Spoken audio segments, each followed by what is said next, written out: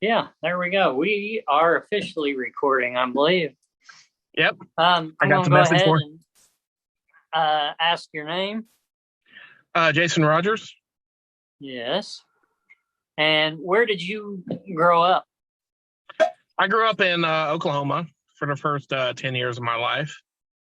And then I moved to Mississippi, two very small towns, probably less than 15,000 people or so, probably around that population. Right.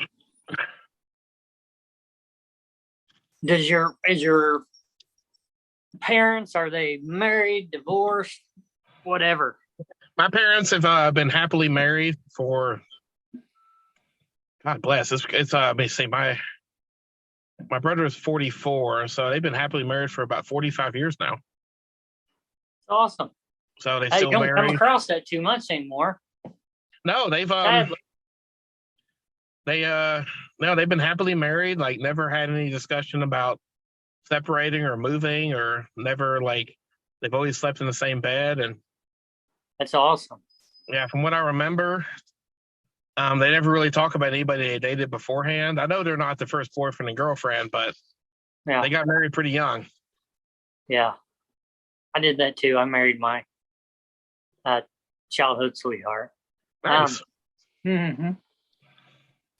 Um, do you have any kids, or you don't have to know names, or you don't have to give names or nothing, but yeah, Oh, full I never family? wanted kids. I grew up all my life never really wanting kids. I met my wife, and she didn't want kids either.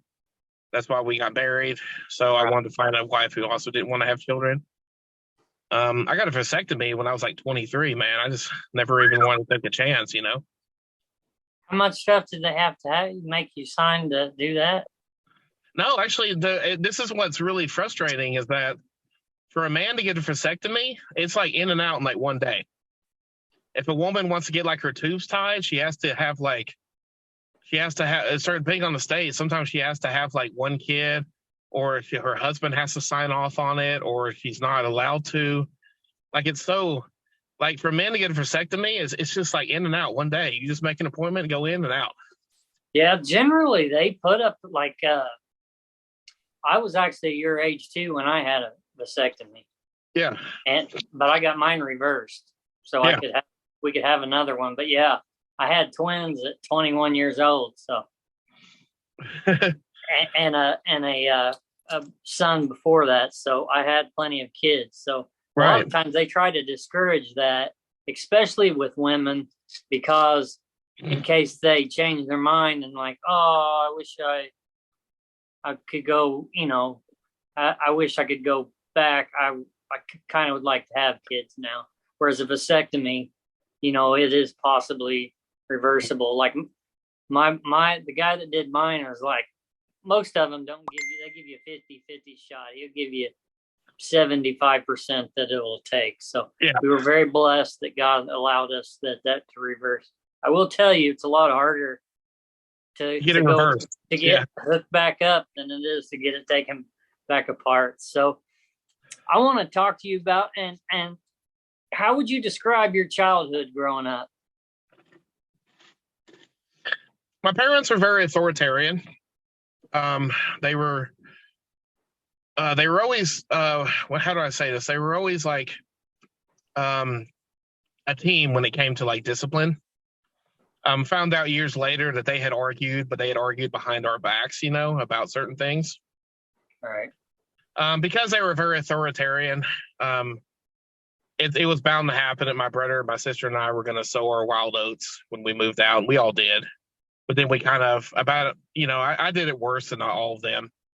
But we kind of got back into our set ways, and like, we're very disciplined and everything like that. All right. None of us ended up in prison, or none of us had children, like, out of wedlock, or none of us got like in bad trouble like that.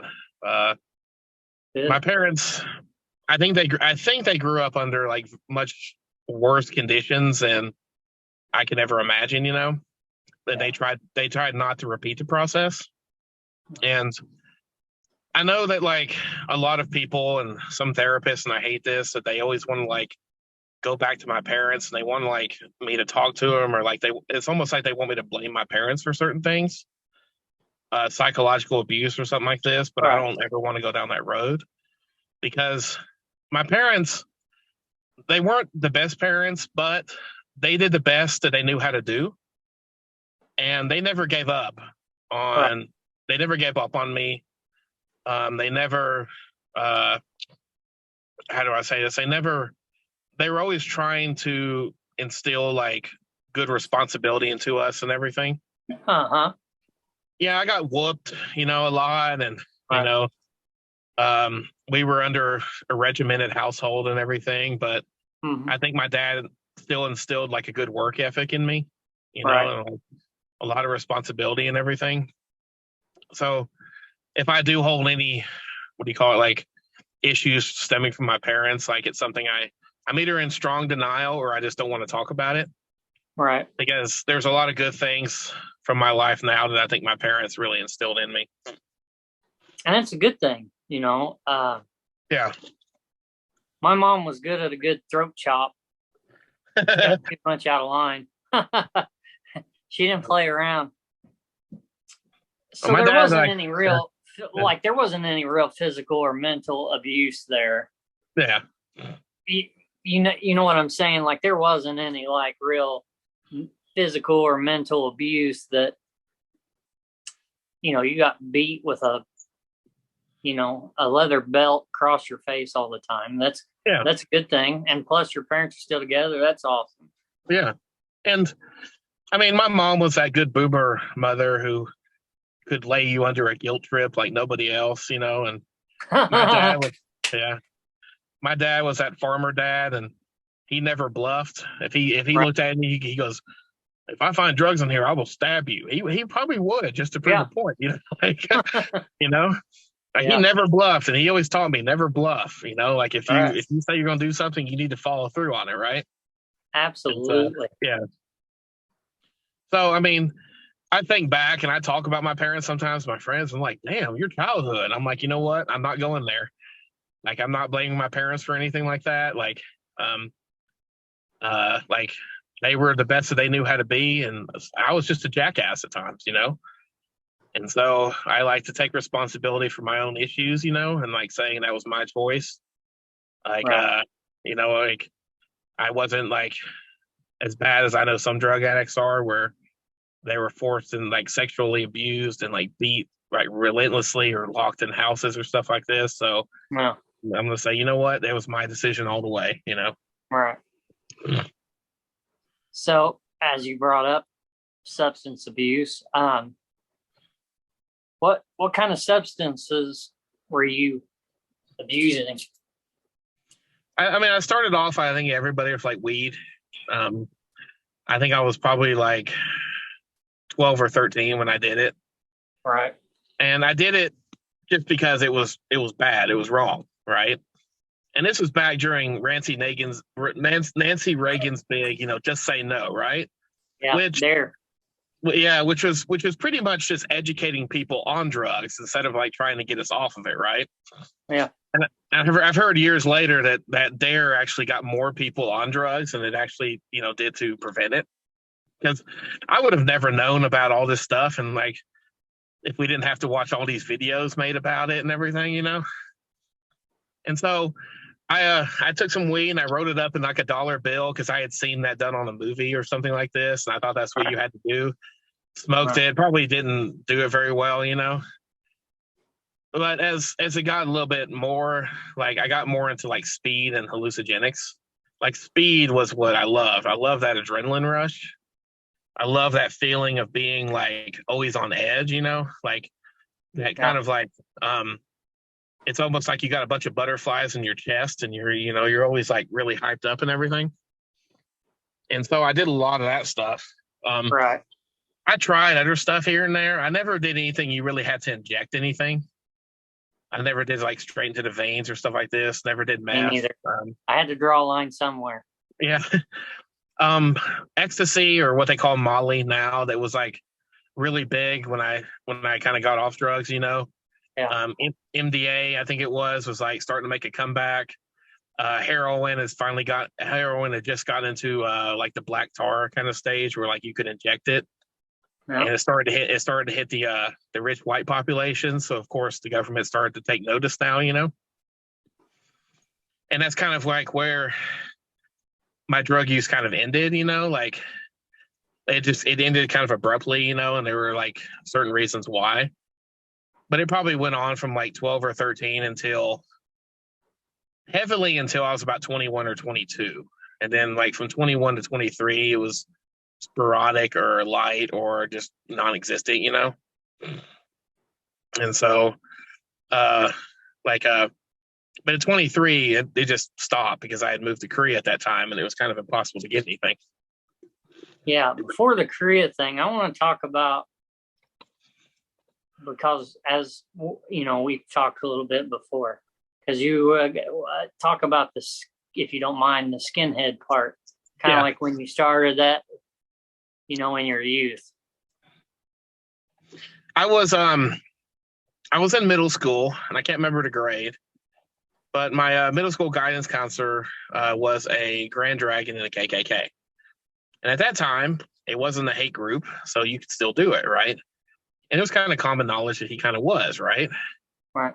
And I had gone into a lot of fights. I didn't really fit into that kind of like Southern middle class lifestyle of wanting to pick a football team from a higher educational institution and feeling like you're part of it and like we're gonna do something, we're gonna win this year. Like, why are you saying we? You're not playing in the game, And yeah, having barbecues where like the dads are always talking about how they go to work, and like, oh, I usually go down 85, but some days I go down 52, or right, and the mom's gossiping all the time and then telling us never to gossip and judging everybody, and us having to clean the house for 5 hours before somebody comes over because her mom's like so worried that her friend's going to judge her for like having two little throw pillows on her bed or something.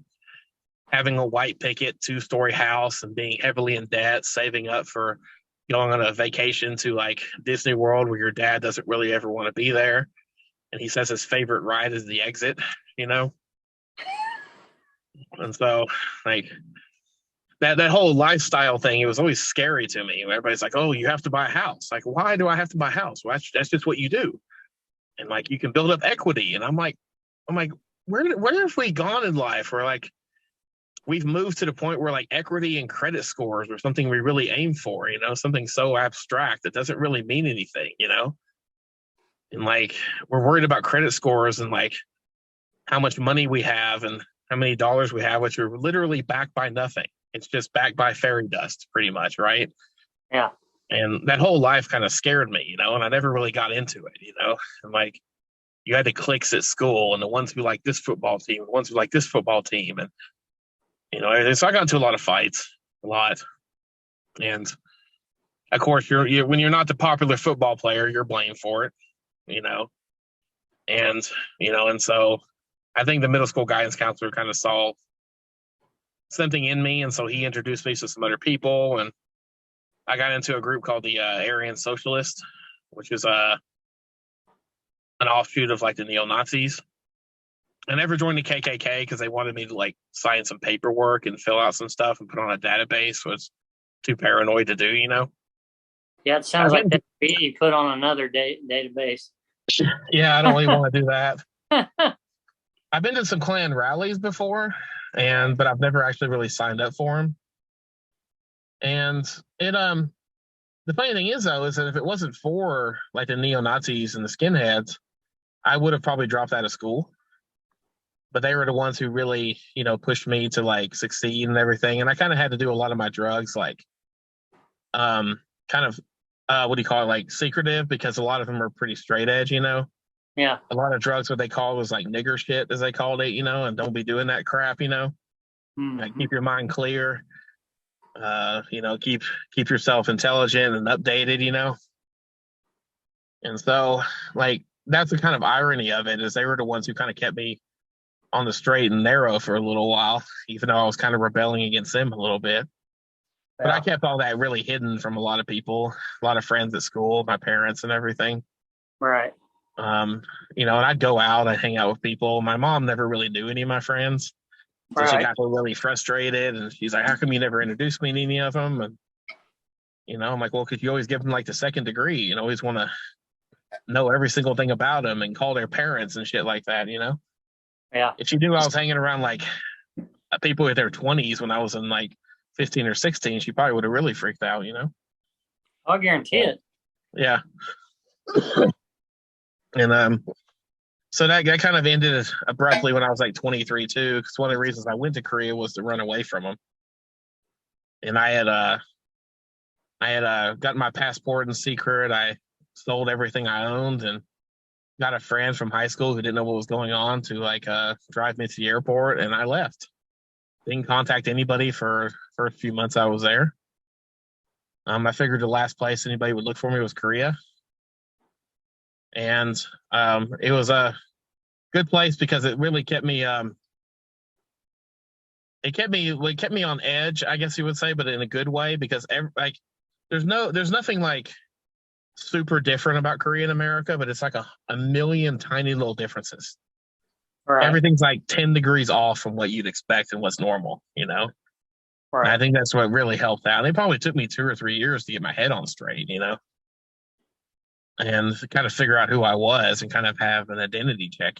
But it was like the first time I really had the space to really become my own and really figure out who I was and who I wanted to be and come to terms with a lot of things. And it sucks that it was 23 when that happened, but I do know some guys who do it when they were 40 and have like 3 kids and a mortgage and stuff. And I'm like, dude, you're kind of, I mean, you are where you're at now. I mean, Yeah. you can't be just dragging people into your, you know, new life you want to have. Yeah. So, uh, That's an interesting move, though. I don't know that I would have thought to go to Korea to start over, but to find myself. But hey, you know what? It worked for you. yeah. Um, are you still? How are you keeping it all like in life? Are you keeping evolving per se? To keeping it positive to keep growing as a person. Is there anything like you're really doing now, or? I'm doing a lot of screenwriting. It's something I've always wanted to do. I I did know some I want screen in that movie. I want in that movie script. the Butchie and Bones one, and I'll have to see if I can get you a role. Huh. I did some like screenwriting when I was in Korea and like with some like Indian and Korean and like American studios, but I always wrote under pen names because I just didn't want to be known. Right. Did some art films and stuff like this. A lot of things got canceled in pre-production, Yeah. but I always loved film and like now, I came back to America probably 6 or 7 years ago, and started to use my real name, and which is good because I had learned a lot over the years about screenwriting and about everything. So my career is starting to get a little bit better. Yeah. I have a wife who is also has a kind of a damaged past. So we kind of help each other out, and we just try to live the life we kind of want. Yeah. Um, I want to. I've always aimed to live a life where I look back and I don't have any regrets. Because I see too many people who look back and say, "I wish I had done that. I wish I had tried that. I wish I had done this." Right? And it eats them up so bad. And like I feel for those guys who like jumped into that middle class picket fence 2-story house, like 2.5 kids kind of lifestyle really quickly, and then realized later that wasn't for them. You know, because you can't really do that to a family after you kind of realize you want to do something different. And even in screenwriting, there's some guys who are like 45 and like, oh, I just want to quit my job, take a year and just write. And like, you can't really do that, dude. You got two daughters in college, you got a mortgage, No, life don't work like that. no, like, I mean, my wife, much more practical than I am, said like, you can't quit your day job until you can guarantee like 75K a year for 3 years. and then you can quit your day job, right? Which I was like, Right. okay, that's very fair, and she supports me in it, but I also try to take time to like at least like 2 or 3 times a month. We always try to have a date night, and we still go out. We still try to do something, go to a new restaurant, go to a movie, and like I want to keep that happy relationship. Yeah. And but like I've had a bucket list my life, and some things are small and some things are big, and like living in a foreign country, I have to do that. Having a movie made, and finally I have one that's in post production and just going to be into a distributor, right? That's right. Even things like I always want to take a train to work, and I got to do that for like 2 months in Korea. I had to work in a different town over a vacation. I got to take a train every day to work, and I'm like, this is cool, knocking on my bucket list, right? Right. I always wanted to fight a religious figure, and I got to do that when I was doing a reality show in Korea, and I got to wrestle a Buddhist monk at a this Buddhist festival, right? And we got to raise like $5,000 for charity for it, And I might just mark it off my list, fight a religious figure, And like That's funny. Did you win or lose? oh, I lost. He was good. He slammed my face into that ground a few times, man. The older people around there just loved it. God, we had everybody at the festival watching because that big fat white guy and the little Buddhist monk were wrestling. Yeah. And like and like it just happened all of a sudden because we had it was me and this other guy named Daniel, and we went around Korea and we saw Korea through foreigner eyes. And we were at this Buddhist festival, and we had like a guest, like the celebrity guest, but he had just had a heart attack like 3 weeks before, so he was still kind of weak. And like, crap, we got like a 12-hour day scheduling today. And this guy is like 2 hours. He's like, I got to go, right? And we saw there was a wrestling competition going on. I was like, I'll do that, man. And the producer, she was like, really? You would do that? I was like, yeah, I want to go wrestle a Buddhist monk, right? She runs over, and the guys come over, and they're like, okay, but we'll do it, but you have to wrestle the top rated Buddhist monk. I'm like, okay. And they're like, and we want to get money for charity. I'm like, score, right? And I stand up and I got my stuff on, and like they had to put some duct tape around my junk because it was just swinging everywhere, because I had to wear these special Buddhist like pants and everything. But it's all part of the game. And I got up like, this guy's gonna be easy. Nope, over his shoulder, facing the ground, right? Like older people loved it. They all had their cameras out and everything like this. We ended up raising like $5,000 for charity. The other TV stations there were angry because they told the organizers, like, hey, why didn't you tell us? Like, we could have brought somebody. And the Buddhist monks were like, he literally just asked like 10 minutes ago if he could do this. Like, if you got somebody, we'll throw them out there. Yeah, that's funny. Is I tried to give the Dalai Lama a gospel track. Yeah. And yeah, they really pretend like they're real friendly, but they're not really that friendly. I got chest bumped and pushed out of the way pretty fast. It is the Dalai Lama, and like. Well, his brother and his nephew, because Bloomington had, I don't know if there's more, but at one time, we were like one of two Buddhist monasteries. It was in the United States. We had him, Mm-hmm. and and the Dalai Lama's brother, who is he passed away. I think he had cancer, but his nephew also lived here, and his nephew was doing a walk for trying to raise money for something, right?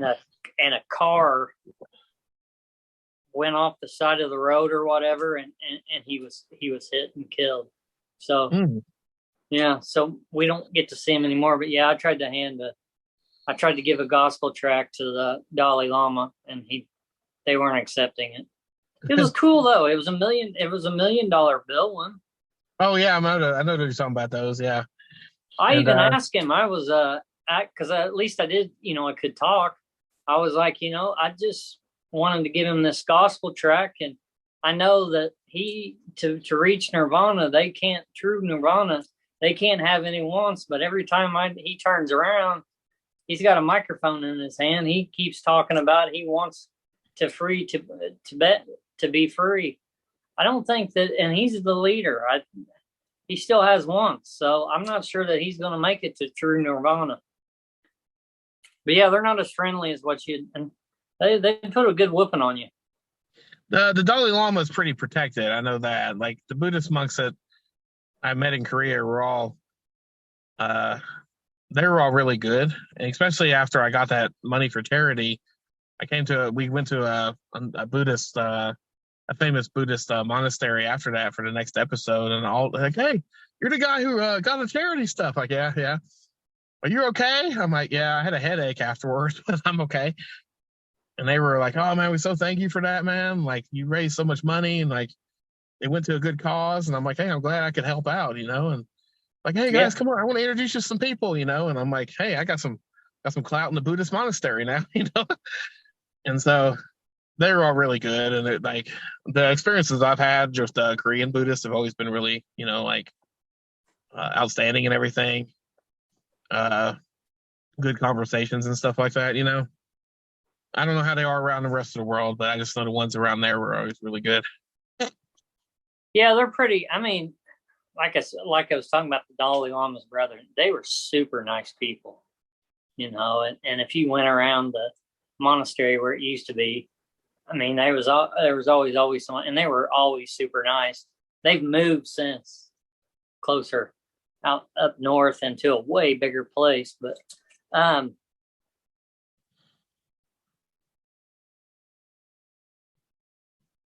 trying to.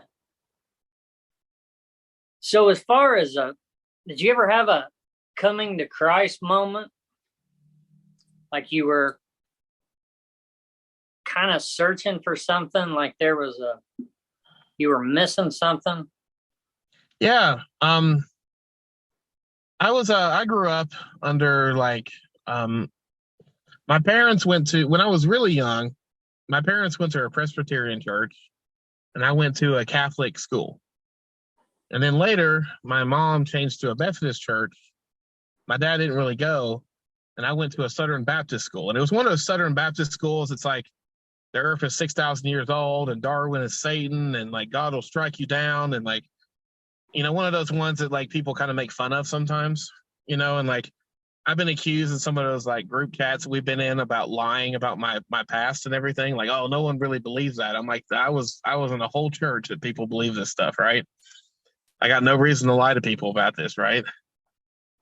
And so when you grow up like Presbyterian and the Catholic school and then Methodist, and then you go to a Southern Baptist school, like, and all of them are telling you that all the other ones are wrong, and they're all showing you Bible verses to back it up, and they're all using different modes of interpretation to interpret it. Even like John 1:1, in the beginning was a word, and the word was God, and everything like that. I've heard like 15 different interpretations of this, right?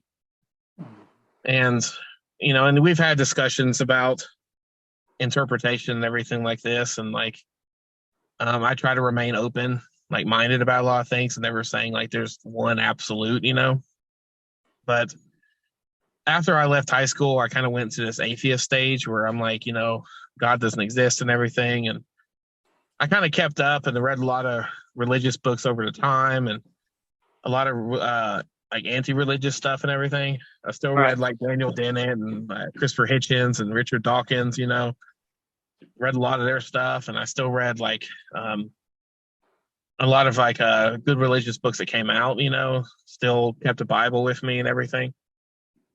And I taught, when I was in Korea, I taught mostly at a Catholic university, Jesuit one, which is kind of interesting, and it would come up occasionally, like the Bible or religion. We discuss it in school, But I think like after I left the skinheads and everything, and I was trying to get my mind on straight, and I think I told you last time about the drag down fist fight I had of two MPs in the this bar, because one of them had slapped my Iranian friend, and yeah.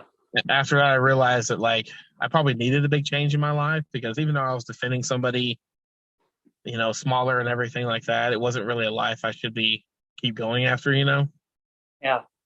And I started to have kind of a looking for something, Yeah. like, and it was like, and I was still kind of approaching it in that way of like trying to look at everything very rational and logical, like look at it this way, define this and everything, when it really just took one of my friends, this Korean girl who just said, "Hey, how about you just try to pray one time?"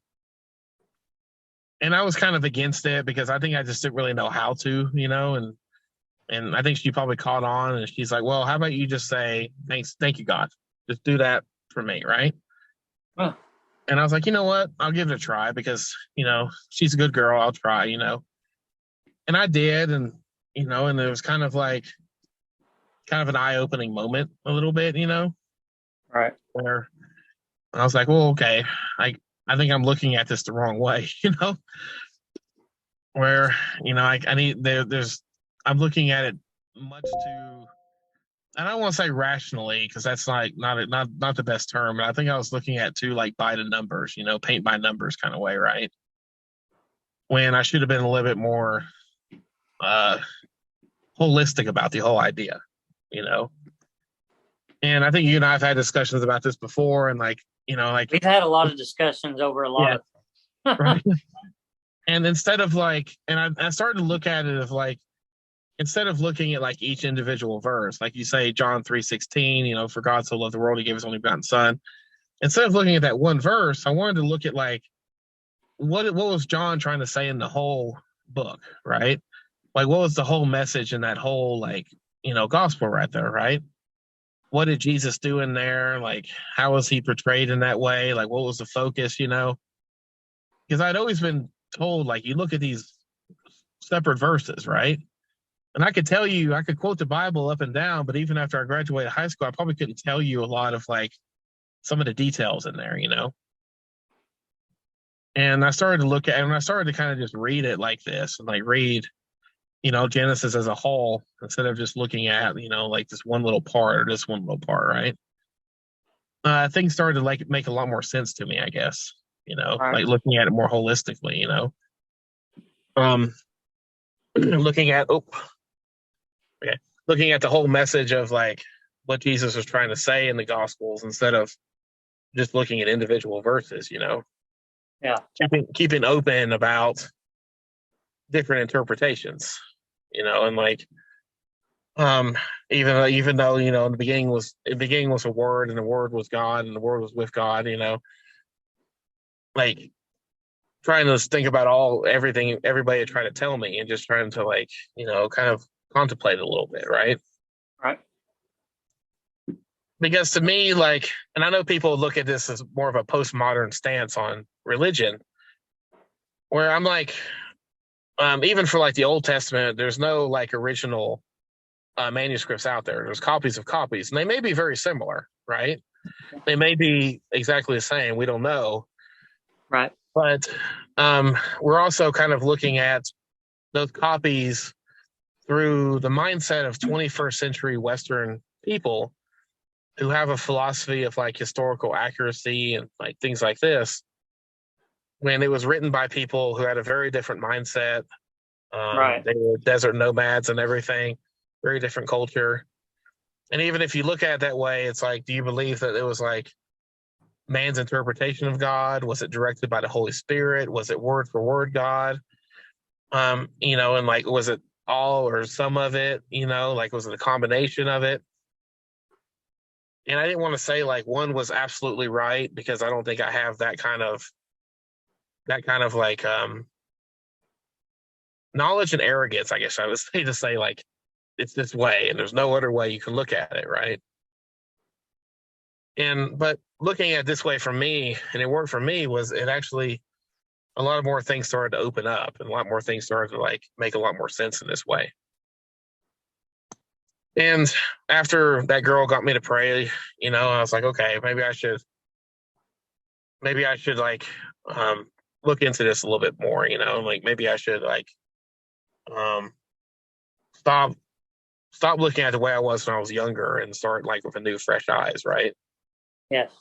And and I think that's what was missing. Because even when I was reading stuff like Christopher Hitchens and Richard Dawkins, and they would bring up like stuff against like religion, a lot of it was kind of easily like debatable. Like, well, you're wrong because of this way, right? And Richard Dawkins he's great at biology, and I love reading his biology stuff. But when he tries He's to get into starting to tank, history, though. well, he's getting really cocky, and he thinks he's a historian and a philosopher, and he's not. You know, and like Christopher Hitchens is great about his like real world experiences because he's been a reporter, he's been around, right? Right. But when he starts trying to get into like philosophy or all this kind of stuff, it doesn't work.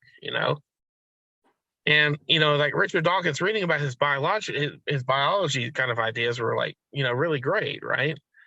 But he tries to get philosophical or historical. It's like, no, you're not. You're losing it now. Yeah. And like I could still easily pick at some of their ideas like this, right? But it was that girl who got me to pray. There was another like mother of one of my students who had just been pushing her daughter to get me to come to church with them. Right. And I don't know what it was so much. And her daughter, she didn't know either, but her daughter was one of my students, and she's like, "My mom just wants you to come to church with us." I'm like, you know what? Like, I don't think anybody in my life has ever just invited me to church like this. Like, they always seem to have some kind of agenda or something like this, but I think she just really just wanted me to come. Just wanted to hang out with me and stuff like this. She never like tried to force her beliefs on me or anything. And I was like, you know what? Like this is actually kind of nice for her to invite me out. And she had said later she had prayed about it, and she had this feeling that she just had to invite me to church. And I'm like, that's actually kind of nice of you. I should probably go with you. Yeah, that's awesome. And so, from there, it kind of, got better and better and better, and started talking to more of my students about it. And some of them, like, were having questions about their own faith, and we started, talking a little bit about it. And for me, and I know some people, well, many disagree with this, but for me, salvation is a very personal thing. And for me, I'd much rather take myself out as the middleman and stop trying to explain the Bible or all this kind of stuff when I'm just like, hey, just pray to Jesus, pray to God, like read the Bible. And if you want to talk about stuff later, come to me. But like cut me out as the middleman, just go straight for the source, No. And I never wanted to be like, well, it worked for me, it'll work for you. Because I think, with so many different kinds of personalities out there, it's really kind of tailored to like the individual themselves. I mean, for me, reading a lot of like anti-religious literature actually helps my faith. I don't want to be stuck in an echo chamber. I want to be able to like, I want my safe space. Many people say my safe space is in discomfort. Yeah. And like I like that kind of like going back and forth. And like having good discussions. And like people you disagree with. Because I can still learn from them. And some people bring up some points. I'm like, huh, that's good. I'm like, oh, so you're going to change? Well, I'd like to think about that point first, Yeah. And like I like to contemplate that for a little bit, and everything, and like, because that worked for me, but it doesn't work for everybody, Right. And I had a student who, she read that book about that young boy who went to heaven, like 7 minutes in heaven or something like this, Yeah. 15 minutes in heaven, and after that, and she's like, you know what? She's like, I read this book, and she's like, I don't know if I believe the kid or not, but if he saw it, and how young he is, and I kind of want to like reevaluate, how I'm thinking about things, right? Right. And that book worked for her, and so like I it's like amazing who God uses. You know what I mean, and what means. Yeah, I know it is, and it's interesting, and like I try to get people just to kind of like do a lot of the stuff themselves and kind of seek it out and go straight to the source instead of trying to get a middleman in there, And Yeah. like, when I was at the university, my students, because these are all English classes, my students had for midterm and final had to like read a book and it could have been a Korean book or whatever, and they had to do like an English speech about it or an English paper, right? And they would use the same book for midterm and final. I'd give them a list of like 10 books, and one of them was the New Testament. I just put a New Testament on. You can pick it, right? Right. And every semester, out of the 500 students I had, maybe two or three would pick it. Yeah. And it was interesting sometimes because like you get students who grew up in like Buddhist communities and Buddhist families and didn't know anything about Christianity, and they read it for the first time, and it was so fascinating to hear them. Because I'd always grown up in a Western society where like knowledge of Christianity was always kind of there. Yeah. You knew about Noah, you knew about Adam and Eve, you knew about the crucifixion, and you've heard these stories all the time. But when I had a student who came up to me and she's like, she read Matthew and Mark, and she's like, "Are there more than one? Is there more than one Jesus?" Because in Buddhism, there's like thousands of Buddhas, right? Yeah.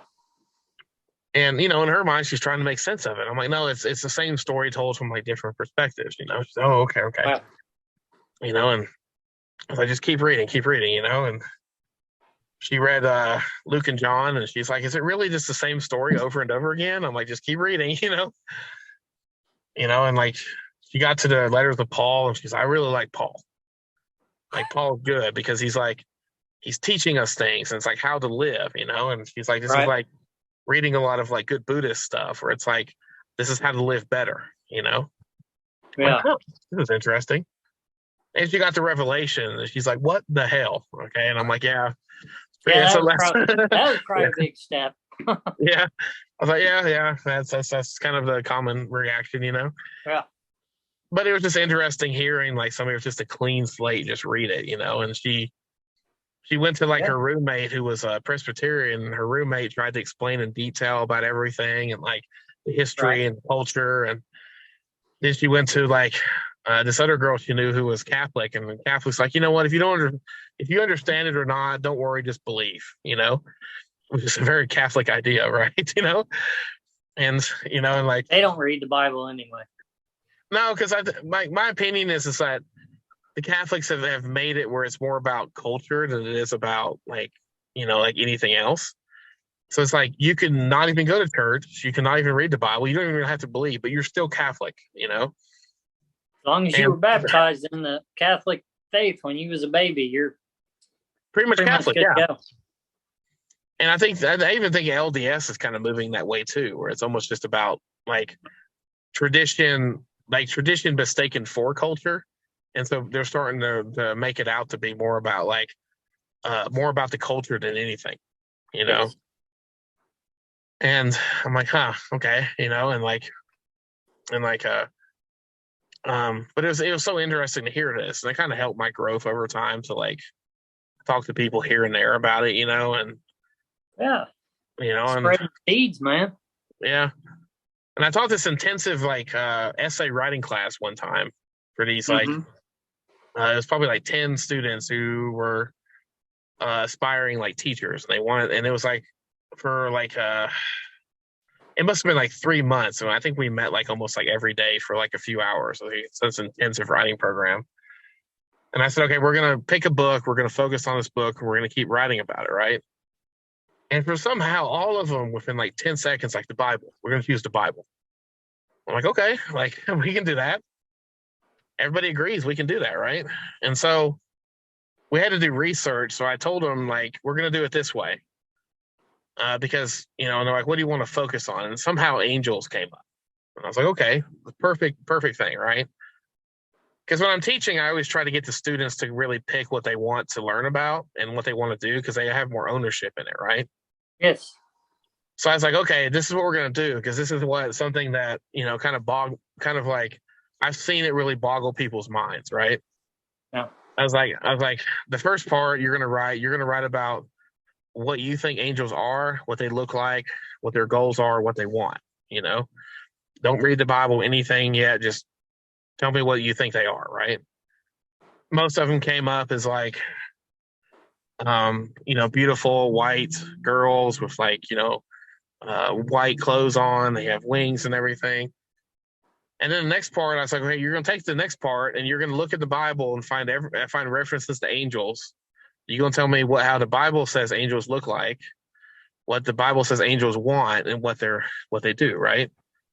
Which is very, very different because, you have those ones who like 4 heads of different animals and they have like 6 wings that are covered in eyes, And the students were like, what? I'm like, yeah, this is, and I'm like, this is what, really boggles people's minds. And one of them Yeah. girls brought up and she's like, I didn't find one reference to any angel being female. I was like, that's a very good point, And I was like, well, let's discuss this, right? Why do you think this is? Do you think everybody becomes male at the end? Do you think it has to do with something else, Getting them to kind of think about it, right? Right. Then they had to talk about how they come to terms with those 2 different ideas that they have, like what they had always thought they were and what they show in the Bible and everything. And that was the hardest part of the essay, was that last part, and I'm like, I don't want anybody to stop believing because of this, like, if anything, if you have questions, go ask people more in the know, right? But this is not the time to like say like, like people have lied to me or what is this or something like this. Like, I think, I've had some good ideas about it, Right. And like the ideas about angels all being he, because, like at that time it was a very male dominated society. And if you get older, like Bibles, it always refers to he instead of they sometimes, right? Yeah. But I don't know if that's a correct answer or not, but, it's valid, right? And stuff like this kind of helped out because it helps with the Socratic method and me learning and everything. Right. And it kept me out of trouble for a while, because it was good discussions to have with people, Yeah. and like it was good to be able to have those open discussions and, and teach people the most important thing of like, when somebody asks you a question, saying yes or no is okay, but it's okay to say, I don't know. It's okay to say, you know what, let's look into this, or like, it's okay to say that, you can say, I don't know. Right. And you can say like, I want to look into that. Somebody tells you something that kind of like makes you have some cognitive dissonance. Yeah. Don't have a gut feeling reaction to it. Just say, you know what, I'd like to look into that, Yeah. perfectly valid. Right. I totally agree. Yeah. And it's like in religious discussions and political discussions, it's so hard for people to say, you know what, I don't know, or like, let's discuss it a little bit. What are your views on it? What are your views on it? Right. Like if you have a view, like, show me a source, show me some citations, show me a backup, right? Explain to me why you think that way. Right. And let's understand things like this. Right. Right. And, and like, I've learned over time just saying, I don't know. Of course, on the internet, saying, I don't know, just leads you to like, oh, so you're just stupid about this and stuff like this. It's like, oh, Lord. But I've kept my faith since then. I think I was probably like 27, 28 when, finally kind of turned over and everything. And Wow. Since then, it's been up and down, but it's never been a time where I've just lost my faith again or anything like that. That's awesome. But it's been up and down a little bit. Well, we all have ups and downs, and yeah, you know what I mean? That's just the way life is. I'm going to go ahead and ask you the last question. In ending here, is there anything that you would like to say to the youth or people struggling right now that would give them kind of a hope or a light when all they see is dark right now? Kind of like starting a new leaf, kind of like you did when you took off to Korea. Why you picked Korea, I have no idea, but you did. But is there anything that you would like people to know or to hear, the youth or people struggling right now, that you could help encourage them with? There's like probably like 3 things, and like this will be pretty quick. Oh, you're fine. One, did you just freeze up? One is that, and like blackness and stuff like this. The 1st thing you got to do is turn off your computer and turn off your TV. because everything about the news, the media is going to make it seem like everything is horrible, right? Show Well, me one time in any news service ever where an economist said that the economy was doing well. yeah, never. And even if they say, oh, the economy is doing well right now, there's always a but. We're worried because of this, right?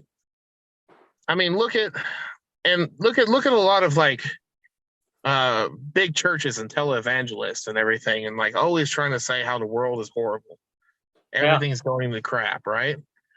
When if you look at, but if you actually look at the statistics, like property crime is down, murder's down, world hunger is actually significantly down, poverty levels are down, and not poverty levels aren't down only because like in America when Obama just changed the definition of poverty, like it's right. actually going down, right? It's not solved, but I mean, look at like focus on the people around you, the immediate like friends and community, right? Right. If you were having trouble, like they would like most of them would come to your aid really quickly, right? Right. Most of them would stop what they were doing if you had a need and you needed somebody, right? And I was like, don't like like, and that's a lot of people's friends, and I think a lot of times people would like really like step up if something really like was needed or something like this, right? And even when I do sponsoring and people like have drug problems or they have like alcohol problems or something like this, and I want to get like the AA Blue Book or Alcoholics Anonymous, I always go to a used bookstore. And there's a reason for this. Is you can find like a used copy. And if you look in the front, a lot of times like it was given to somebody else, and there's a lot of messages to that person from all their friends. And I remember giving one to this guy, and we were looking, and it was originally given to a guy named Rick. And like maybe 75 of their friends were like, you can do it. We're behind you. Call me if you ever need anything. And we're like, man, Rick had a lot of support, And I was like, I bet you probably do too. I bet you, like, and people Yeah. are surprised when they get clean and how much people really support them, how much their friends, and like even if their friends drink a lot and stuff like this, and they're like, I'm not going to drink anymore. The friends are usually like, oh, you're not drinking, like, let's get you some Coke or we can go somewhere else or something like this, right? They're doing the best that they can, right? Right. The world is not all doom and gloom. I mean, we have bad times and stuff like this, but I mean, to me, like people are usually pretty good, pretty good natured. And there's going to be some bad people out there, but a lot of them are pretty good people. Yeah. And a lot of them are like just kind for some reasons, for no reason at all, just very altruistic. Right. And, like turn off your TV, turn off your computer, man. Stop talking to people on the internet. Go out there and like hang out with your friends, like, like I love spending time with my wife because she's happy to see me, and like, it's just nice. We're like, she's like, she'll be like, hey, like, what do you call it? Like, she knows I love like pasta. And so if I'm having a bad day, I'll come home and she has pasta, right? It's a little thing, but it means a lot. It means the world to you, right? Right. And I remember having this student who, in Korea, they have something called Pepetto Day, which is like a little chocolate thing. And it's November 11th because it's 1111. It's supposed to look like those little chocolate sticks. And she handmade me some like Pepetto sticks, like in her own oven and everything. Like I ate them and she put them in a nice little container. And about 2 years later, she was having a really hard time. And she goes, I don't know. She goes, everything's really sad. And I just took a picture of that container I kept. And I was like, you know what? Like, I was like, you made me Pepetto, handmade me Pepetto. And I was like, you may think that was a little tiny thing, but to me, that meant the world to me. That you took the time to do that, And I kept this because I always remember that what you did. Right. And she said, oh, like, I thought you might have forgotten about that or something. I thought, I'll never forget about that. Yeah. It may have seemed so little to you, but you have no idea how big it is to other people. And like, even I had this small class of like elementary school students, and it was like a part-time job. And I always did this thing with the Korean elementary school students where I'd ask their name, and the first thing they said was their name. It was always just kind of a joke, right? So I got to this girl, like, what's your name? She got kind of nervous. She was, I was like, oh, Kichim. Kichim means cough in Korean, right? Your name's Kichim, right? And she was cool, and we would always laugh together. I'm like, Kichim, what's up? Every time I'd see her, and her mom came a few weeks later, talked to me, and she goes, "I don't like you calling my daughter like Geechim, right?" And Geechim said, "No, mom, I like the name." She's like, "Teacher gave me the name, and he's always happy to see me, and because of that, like other students want to be my friends, want to be my friends." And I found out she had problems making friends because she was so shy. And just a teacher, just me, just taking interest in her, made other students want to take interest in her, right? Yeah. And little things like that, like could mean the world to other people, just calling up somebody and say, "Dude, I was just thinking about you. Just want to call up and see how you were doing." Yeah. Exactly. And like do it for other people, and you'd be surprised what it means to other people, and people will do it to you too. Yeah. And even having that person who says like, and I had a friend who was going through horrible addiction, and I said, "If you call me, anytime you call me, I'll answer. I don't care what I'm doing. Like I will stop what I'm doing and I'll answer the phone, right?" And we were in an important business meeting. He called and I walked up and left. And I told my boss, I was like, "No, I'd walk out any time if this guy called me because I promised him I would because I'm sponsoring him." And my boss is like, "You know what? Next time, do it." You know, my boss is understanding of it, right? I mean, Yeah. if it, don't look at everything as doom and gloom. Like, and I always say it this way. There's two things I was told one time. I thought these were genius. Um, if you're a pessimist and things come out, badly, then you're like, okay, that's just the way I thought it was going to be. So, I'm kind of comfortable with it because I always think this is the way things are going to be, right? Right. If things come out good, you're really, really surprised, right? You're like, "Oh my God," right? But a happy surprise because things came out to be really good. It's just kind of an optimistic way to look at pessimism, right? You're either comforted because you knew it was going to happen, or you're really happy because something great happened, right? Right.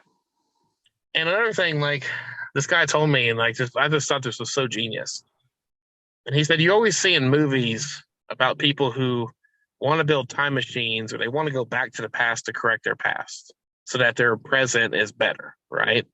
Go back to the past, make a few changes, talk to that girl so your present's better. But he goes, nobody ever thinks that like you can make those same changes in your present much easier to make your future better, right? Because nobody ever thinks about that. And I'm like, oh my God, like that is so intelligent. Like that's so awesome the way you do that, right? And like I have so much more control over what I do in the present, like tiny, tiny things that could make my future so much better, Yeah. And like, like spending time with my wife a little bit more, or asking like, "Hey, like, what would you like to do this month?" Or let's do something you want to do, or like hanging out with friends sometimes, or trying to do something like to make my life better, Yeah. And it's so people don't really think about it that way because you get so nostalgic about the past, or so focused, so like tunnel vision about the present that the future is just kind of left behind, right? And we have so much more control over our future by what we do now.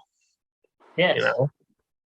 And like you can quit, and you're going to quit drugs, and there's going to be times where you're going to relapse, you're going to have something like this, right?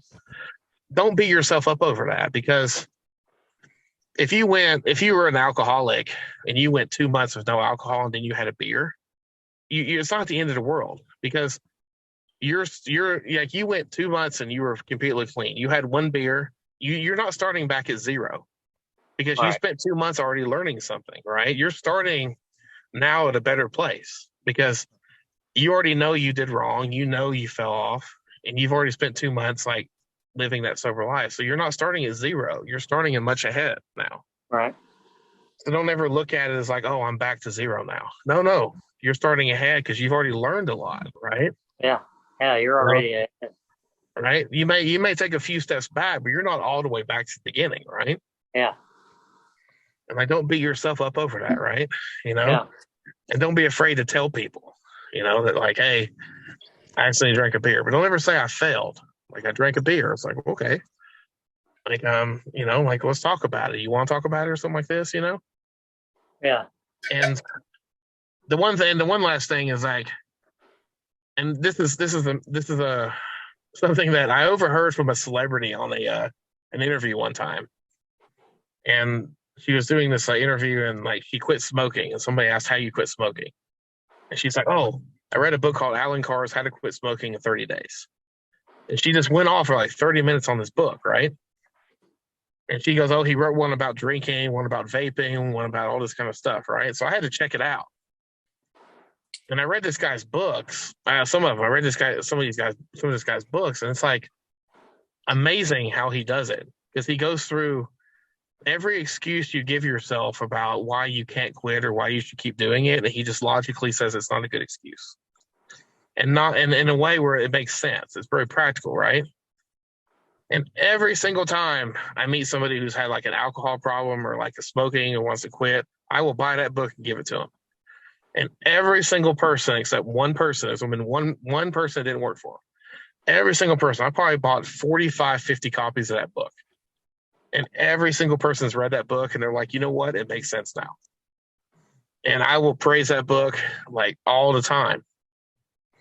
And like I will like, because I've seen it work like amazing with people. They read that book and like, dude, it makes sense now. I don't want to drink again, And I don't know like why this book is not more popular, But the book like Alan Carr's Quit Drinking Without Willpower, it's just like a short, like 150-page book. God, it's like the best book in the world, right? And I always get like the AA book, and I always like people want like a religious book, like a Bible or something like that. I always get it for them. Yeah. But that Alan Carr's book, like all the time, man. You got a problem with something like this? Look him up. Yeah. And like get that book. I'll have to check it out. I'll have to get some of the books. Oh, because it's amazing. And like I just overheard it, like, and I started reading it, and I'm like, oh my God, this guy is amazing. And like, I remember one of the things he talked about in the drinking was that when you're hungover, you always tell yourself, I'm never going to drink again, right? But you're still a little pukey, a little drunk, you're a little sick, right? Yeah. And he goes, you don't listen to drunk people when they give you advice. So why would you want to listen to yourself when you're sick and drunk, give yourself advice, right? He's like, you need to be clean. You need to be like completely like clear-headed to make that decision. I'm like, that actually, he goes, otherwise it's not going to go through, right? I'm like, yeah, it makes a lot of sense, right? I wouldn't listen to drunk people a lot like that, right? So why would I do that to myself, right? Right. And like, it's just been such a powerful book that I've seen work so many times. I'm like, and you give it to somebody and they're like, another book. I'm like, dude, just read it, man. That's all I'm asking you to do is just read it. It's basically just like a bunch of common sense. With justification, you're trying to justify why you're doing something, but common sense wise. Well, yeah, and which works for a lot of people because it's not that self-help abstract stuff, and it's not like, if you believe things will happen, all those affirmations and everything. He just explains it out really simply. If you dream it, you can believe it. Yeah, something like that, right? You can achieve it. Yeah, and like, all that stuff like the I can't remember what that book was, but all those affirmations and stuff, like this guy just explains it really simply to you, Yeah. And you're like, oh, well, that actually makes a lot of sense, Like he just spells it out for you, and not in a mean way or not in degrading or not in very technical terms. It's just straightforward. Like that actually makes sense, And I've shown it to people, and like one guy recently, like he wanted to quit drinking after like 20 years, and I gave him this book. And he called me up a week later. He goes, dude, this book, man, I'm serious, man. Like, I never thought about this stuff this way, man, but it's so logical. Oh, man, I love this book, man. It's like I told you, it's all you had to do was just read it. That's it, Right. And after that, like it gets a little bit easier to like go through a lot of other things, and like, okay, here's the AA book, and this is good, like go through the 12 steps, things like this, like, if you need a sponsor, I'll help you. If you want to go to meetings, I'll help you. Like I'll be there for you, right? You want to talk or something like this, hell, I've even gotten people I sponsor jobs, and stuff like this. And like, but you tell them, like, if you ever show up to work drunk or anything, we're done, right? I'm putting my name out there for you because I believe that you can do this now. And I believe that you're in a spot where you can actually do something better with your life, right? But I'm telling you now, if I have any inkling or this guy ever tells me that you did this, we're done. And I'm never recommending you again. This is your one chance, right? But I know you can do it because I believe in you. Right. and everything. And so, you have to put that out there for him, because I'll lose face if you do this, right? Because this guy knows me really well and Absolutely. he's taking a chance because I'm recommending you. And they're like, no, I'll do well. I promise. Like, don't promise me. Just do it. Right. Right. Like, because I'm trying to help you out. Right. If you can get focused on work and you can get a good paycheck and you can start supporting yourself, you're going to be a lot better. It's Oh, just, you just need that step up sometimes. Right. yeah. And everything like this. But I'm going to tell this guy to watch out. And if he ever sees you like running off or you look high or your eyes are dilated or you smell pukey, you're done. So, Yeah, I don't blame you. yeah. It's your name. You know what I mean? Yeah. You're putting your stamp on it. You're helping them out. But that's awesome. You keep an open line. That's the same thing I do is keep an open line. And I don't pass. I'm like you, like, if you're drunk or messed up and you took something, just be honest with me and say, hey, Yeah. I did this. I messed up again. I did this. Mm-hmm. I'm going to tell you, yeah, you did it, but it's not the end of the world. Just don't do it anymore. If you're feeling that urge or whatever, or in a situation, call somebody. Call me. Yeah. And I'll always answer. Try to answer, and we'll get you out of there. So yeah, like don't beat yourself up over it, because if you beat yourself up over it, you're like 500 times more likely to go back and try to numb your pain again, right? yeah. It's like, don't beat yourself up over it. I can already tell you feel bad about it, which is the best thing you could feel, because you already know what you did was wrong. So let's just move on, right? Yeah. Like, look forward to the future on what you can do better, instead of like looking like, oh, I did wrong. Like, stop, don't numb it. Don't numb the pain.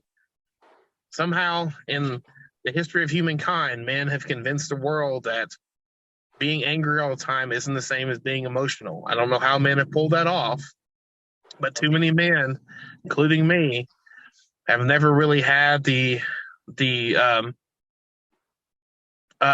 what do you call it? We've never found a way to really process our emotions really well, because we don't have practice with it. And even in my 20s, when I left like the neo-Nazi skinheads, and people were like, how do you feel? And I'm like, I don't know. And I'm like, I really didn't know. Like, I had no practice in how and like what these feelings were. All I ever felt was just anger. And like I wish that, like, and I know people get onto the Zoomers and late millennials and stuff like this, but being a high school teacher and seeing kids who are like 10, 11 years old being given the space to freely figure out who they are and not have like a cultural gender like beat into them, and all the time. I think it's a lot better for humanity in general, to like in the future for people to really kind of figure out who they are at that kind of young age. You're going to have some extremes and stuff like this, but I talk to the kids, like the students, and I'm like, I wasn't given that space to really do that. Like, it's just like, no, you're a man. Like, you're a provider. You're concrete. Like, your tears could cure cancer, but it doesn't matter because you never cry. Crying is for faggots and stuff like this, right?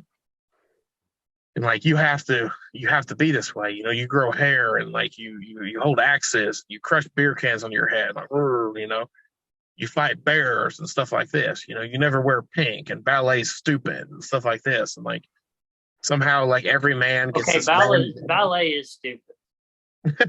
We're gonna have a discussion about that later, because I like ballet, right? And like, and like I wanted to take ballet when I was younger, but I was so worried about how my brother, my friends were gonna think about it, and how they were gonna call me faggot or think I was gay, which is an insult at that time. I just never did it, because I was so worried about how my manhood was going to be questioned by too many people at that time. And now I've got this mental picture. That's great. I got this mental picture. This great big guy spinning around in a ballerina outfit. Well, as a male ballerina, as I've known from professional ballerinas, if you're a male ballerina, if you're seen a lot, then you're not doing your job. Oh. You should be there to like throw the tiny female ballerina around, right? You should be behind her all the time. And like, all of them say that. Like, if you're seen a lot as a male ballerina, you're not doing your job. You're not doing your job right. Yeah. You should be behind them all the time, But it's the past, it's whatever. But it was just like I look back on it and like it was so weird that like somehow in that time, like having my manhood questioned because ballet was somehow culturally considered like faggotry or women's stuff, and like like worried about in middle school or high school that like you're going to be accused of being homosexual and therefore the rest of your life is going to be ruined because of this. I'm just like, it's so weird how like we did grow up at that time, and like You couldn't even have the earring in there. no, It had to be in what I think it was. Which earring was it? Was it left ear? that was like the 80s. I remember that. And it was like if you had it in one ear, because they're gay. You couldn't have an earring in one of the ears. Yeah. But the other one was okay, and it's just like what that world, and like and now we're remember, showing our age. and I remember talking to my brother about this sometimes and like I remember asking my brother, you seem to know a lot about gay people without being gay. Like you seem to have this like get this manual that had like a million things to do the gay way and the 3 things to do the manly way or something like this. She was like, you're drinking that Pepsi like a faggot, or you're holding that axe like a faggot. I'm like, is there supposed to be like a certain way you're supposed to hold it? Did I miss this class? Was I absent when they went over this in school or something? Did I not get my man manual or something? He's like, and like, when I look back on it, it's somehow ridiculous at the same time as like sad, and like I laugh about it too, but I don't want to get like into the point where I'm like really sad about it or like, oh, that sucks and like I hated that happened or something like that. So it's like, no, it's just the way we all grew up, Yeah, it was just different times. Yeah. And like I remember like in my job we had this young kid who came in. He was like 23 and he's transgender. So like a woman who transitioned to being a man, right?